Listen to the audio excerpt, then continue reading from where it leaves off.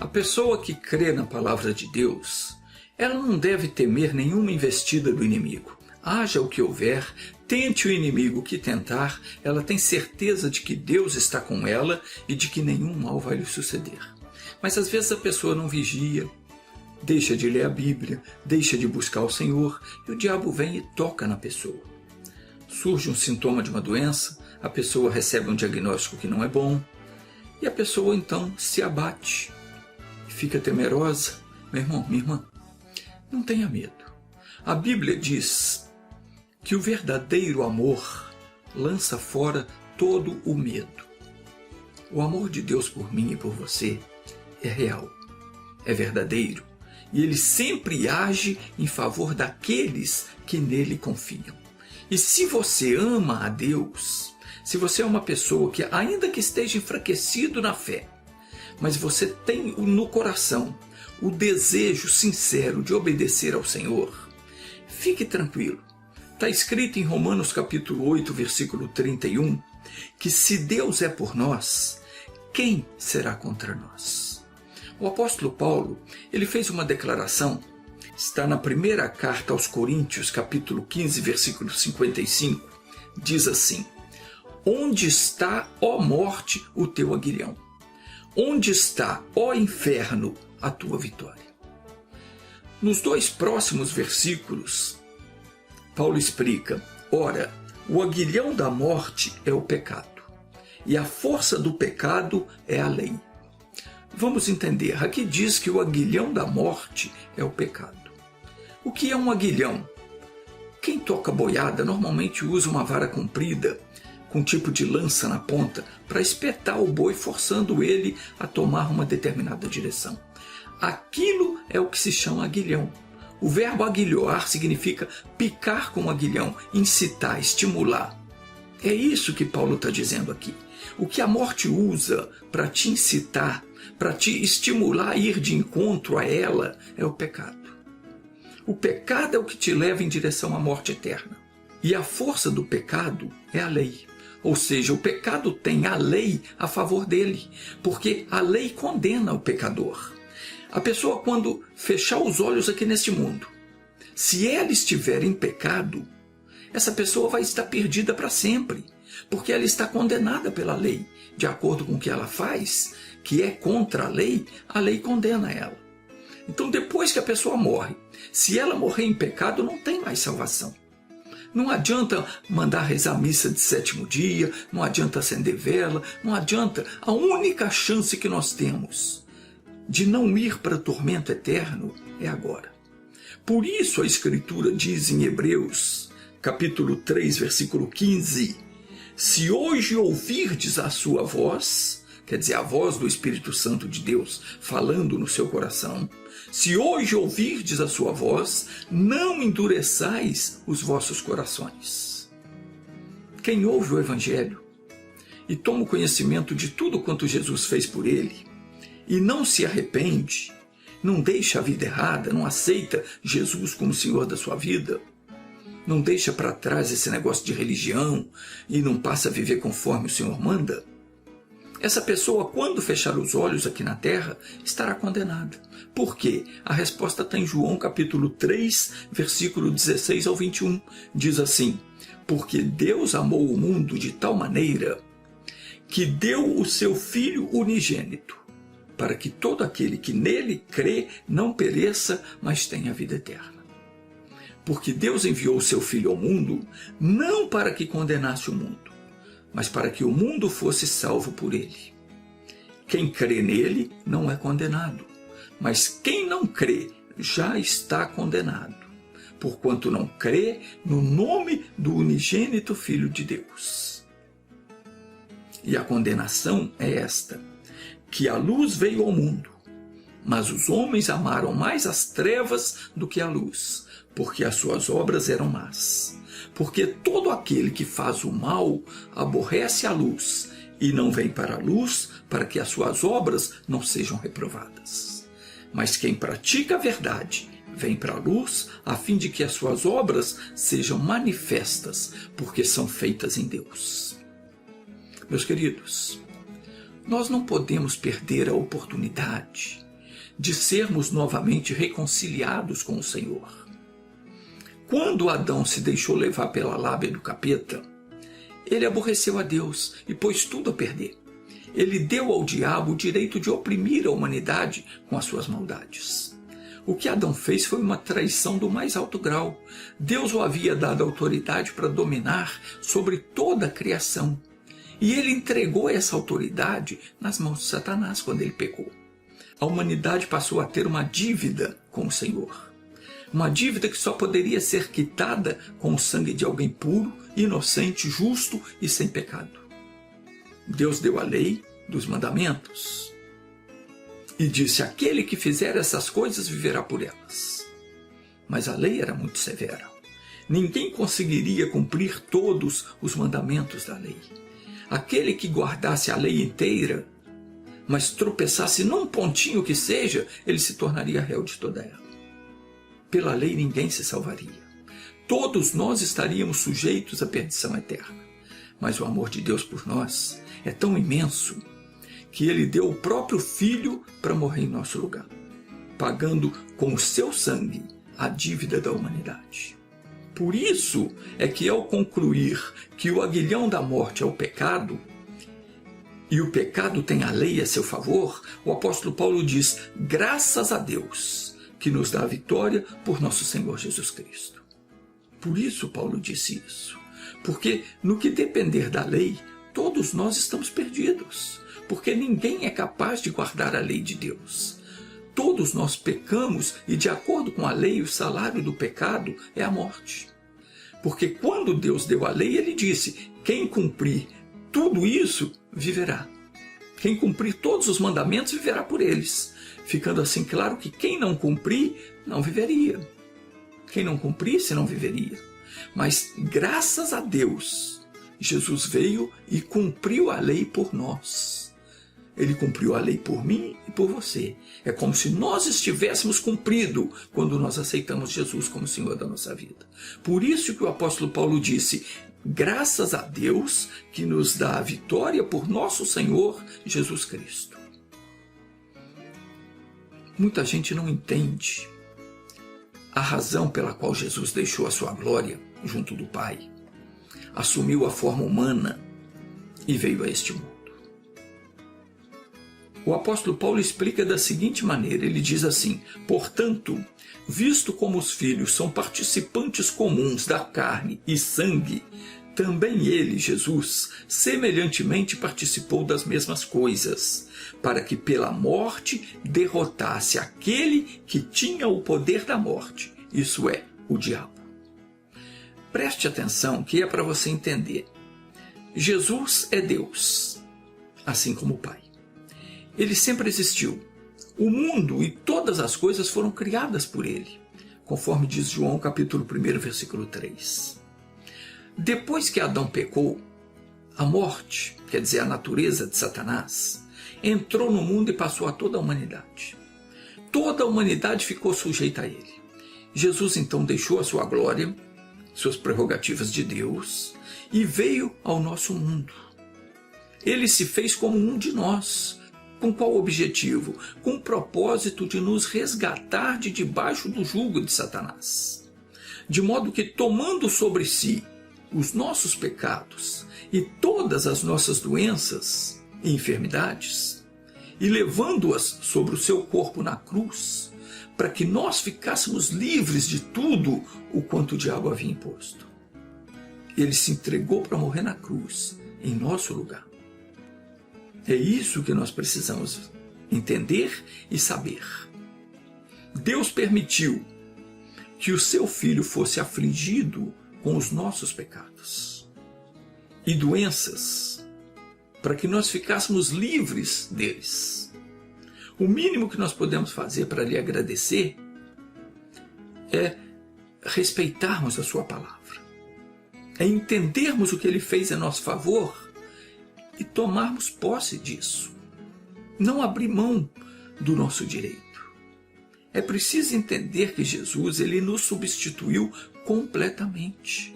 Ele morreu levando sobre si os nossos pecados, as nossas enfermidades, e quando ele morreu na cruz, ele desceu ao inferno, lutou com o diabo e o derrotou. Jesus aniquilou os poderes das trevas. Todo poder que o diabo tinha para oprimir a humanidade e conduzir a humanidade à morte eterna, mantendo ela separada de Deus, Jesus foi lá e aniquilou isso. Ele tomou das mãos dele essa autoridade que ele tinha, tirou essa capacidade dele, paralisou o poder mortífero dos demônios. Quando Jesus se encontrou com João, um dos discípulos, na ilha de Pátimos, Jesus disse: "Eu sou o que vive, fui morto, mas eis que aqui estou, vivo para todo sempre, e tenho as chaves da morte e do inferno." Então Jesus tomou das mãos do diabo o domínio que ele tinha sobre a morte e sobre o inferno. As chaves representam a autoridade. Jesus venceu Satanás, despojou ele dessa autoridade, subjugou ele e todo o inferno. Por isso nós não devemos sofrer nada daquilo que sobre ele foi posto. Deixa eu explicar melhor. Nós não temos que aceitar sofrer nada do que foi colocado sobre Jesus. Os nossos pecados Jesus tomou sobre ele. Eu não tenho mais que aceitar cometer pecado. As minhas enfermidades Jesus tomou para ele. Eu não tenho mais que aceitar enfermidade no meu corpo. O diabo não pode mais, ele não tem mais autoridade para me fazer sofrer com isso, porque Jesus tomou isso para ele e levou na cruz e derrotou o diabo e despojou ele dessa autoridade que ele tinha. Agora nós temos de crer para tomar posse. O profeta Isaías afirma que pelas feridas que o Senhor sofreu na cruz nós fomos curados. Então nós temos que nos comportar como tais e não aceitar mal algum que o inimigo deseja lançar sobre a nossa vida. Jesus aniquilou o diabo, desfazendo o seu terrível império da morte. Creia que isso já foi feito. Você tem que crer, porque verdadeiramente isso foi feito. E é claro que Satanás vai tentar colocar dúvida no seu coração, porque só assim ele consegue te atacar. Mas uma coisa é certa: todo aquele que se firmar no que diz as Escrituras Sagradas não vai fracassar. A palavra de Deus, ela sempre será cumprida. Jesus não conquistou as chaves do inferno para proveito próprio, não. Ele as conquistou em nosso favor. Era como se você e eu tivéssemos pessoalmente enfrentado Satanás, vencido e despojado ele da sua autoridade e conseguido o domínio sobre ele. Jesus fez isso em nosso lugar. Ele nos substituiu. É como se nós mesmos estivéssemos feito isso. Vamos ler de novo, que é para você não esquecer disso jamais. Hebreus, capítulo 2, versículo 14, diz assim: "Portanto, visto como os filhos dos homens são participantes comuns da carne e do sangue, também ele, Jesus, semelhantemente participou das mesmas coisas." Ou seja, ele se fez homem, humano, veio aqui em carne e sangue. Participou das mesmas coisas, para que pela morte na cruz derrotasse aquele que tinha o poder da morte, isso é, o diabo, e livrasse todos aqueles que, com medo da morte, estavam por toda a vida sujeitos à escravidão. Hoje, é você quem decide quando o poder divino vai operar em seu favor. Se você pecou, fez o que não devia, cedeu à tentação, caiu nas garras do diabo, volte para Jesus. Confesse o seu pecado, peça perdão, pode ter certeza, ele vai te perdoar. Mas você tem que fazer isso. Você tem que entrar em oração, confessar: meu Deus, eu fiz isso, fiz aquilo outro, está errado, eu me arrependo, não quero mais ficar nas mãos do diabo, e Deus vai te perdoar e vai te livrar. A Bíblia afirma que se nós confessarmos os nossos pecados, Ele é fiel e justo para nos perdoar os pecados e nos purificar de toda injustiça. Temos que confessar. Não deixe o diabo te destruir. Você pode já estar na pior situação. pode estar como aquele sujeito que não podia mais nem se mover. Estava acamado, sem força para levantar, paralisado por causa da doença. Quando levado na presença de Jesus, o que foi que aconteceu? Jesus viu a fé dele e das pessoas que o levavam até ele. Porque eles desceram paralítico pelo telhado, porque não tinha como chegar até Jesus. Porque a casa onde Jesus estava ensinando estava lotada. E eles então amarraram o doente na cama, desceram ele pelo telhado diante de Jesus, e Jesus, quando viu a fé deles, Jesus disse ao paralítico: filho, tem bom ânimo, perdoados te são os seus pecados. Observe que Jesus não disse: eu vou curar você dessa doença, dessa paralisia, não. Jesus disse para ele: perdoados estão os teus pecados. Então, entenda você que o pecado, ele abre a porta para os demônios atuarem na sua vida. Não foi à toa que Jesus falou para ele: filho, perdoados estão os teus pecados. Porque quando Deus perdoa os pecados, o diabo não tem mais onde se segurar. Ele não tem mais como colocar o mal na vida da pessoa. Porque ele se prende pelo pecado. O aguilhão da morte é o pecado. É o que dá. O pecado, ele tem a sua força na lei. Mas o aguilhão da morte é o pecado. O que a morte usa para conduzir você a ela é o pecado. Então Jesus, quando viu aquele sujeito paralítico ali, ele falou: filho, perdoados estão os teus pecados. Acabou. Acabou o aguilhão da morte. Ela não tinha mais como prender aquele sujeito.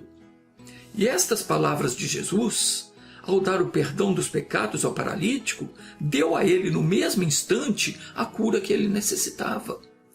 Por isso é que eu digo, você precisa fazer um autoexame, um exame de consciência, e ver o que é que você tem feito que está contrário à palavra de Deus. Aquilo que você tem feito que desagrada a Deus, se arrependa disso, confesse ao Senhor, peça perdão, porque quando Deus te perdoa, a morte não tem mais como te conduzir a ela, porque o aguilhão dela é o pecado. Diz aqui que Jesus falou: filho, perdoados estão os teus pecados.